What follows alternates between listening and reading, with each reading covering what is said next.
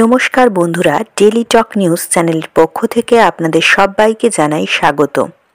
শুরু করা যাক আমার আজকের প্রতিবেদন।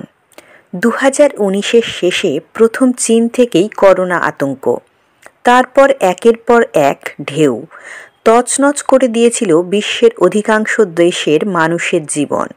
লাগাম ছাড়া সংক্রমণ, অক্সিজেনের জন্য হাহাকার, মৃত্যু মিছিল, এইসব ঘটনার ক্ষত আজও স্পষ্ট।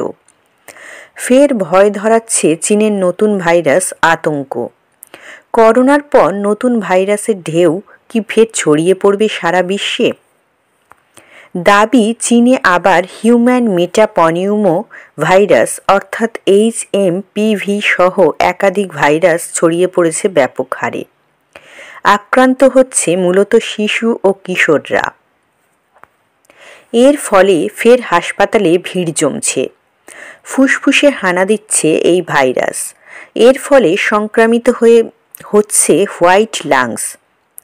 এই ভাইরাস নিয়ে নানা রকম ভয়ের খবর ছড়ালেও কোনো নিশ্চিত তথ্য পাওয়া যায়নি এখনও। আতঙ্ক ছড়াচ্ছে সোশ্যাল মিডিয়া থেকে। ভাইরাল হয়েছে চীনের কয়েকটি হাসপাতালের ভিডিও। কাতারে কাতারে মানুষ ভিড় করছেন হাসপাতালগুলিতে। সেই মুখে মাস্ক, আতঙ্কের আবহ। হাসপাতালে লম্বা লাইন। এই সব ভাইরাল ভিডিও কি আদৌ সত্যি? দানা বাঁধছে আতঙ্ক। আবার কি অতিমারি আতঙ্ক গ্রাস করবে বিশ্বকে? আশঙ্কা বাড়ছে। কোভিড-19 নামে একটি এক্স হ্যান্ডেল থেকে একটি পোস্ট ছড়িয়েছে সবচেয়ে বেশি।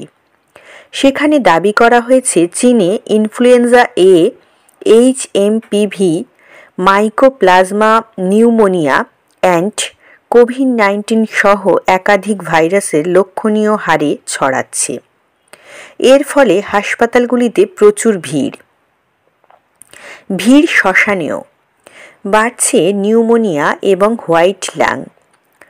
রয়টার্স সূত্রে খবর, চীনের national disease control and prevention administration নিউমোনিয়ার প্রাদুর্ভাবের কারণ অনুসন্ধান করার চেষ্টা চালাচ্ছে। শীতে এমনই ফুসফুসের সমস্যা, নিউমোনিয়া, শ্বাসকষ্ট বাড়ে। তাই এই ভাইরাসের দাপটও শীতে বাড়তে পারে বলেই মনে করা হচ্ছে। এই নিউমোনিয়া কিভাবে এত বাড়াবাড়ির পর্যায়ে পৌঁছল তা খতিয়ে দেখে সংক্রমণ নিয়ন্ত্রণ রাখতে খুব শিগগিরই তারা রোগ প্রতিরোধ বিধি চালু করতে পারে। চীনে শীত ও বসন্তে বিভিন্ন শ্বাসযন্ত্রের সংক্রামক অসুখ বাড়ে। এবছর যেমন ছড়িয়েছে রাইনো ভাইরাস এবং হিউম্যান মেটাপনিউমো ভাইরাসের মতো রোগ জীবাণুর দাপট। 14 বছরের কম বয়সীরাই মূলত আক্রান্ত হচ্ছে বলে সূত্রের দাবি।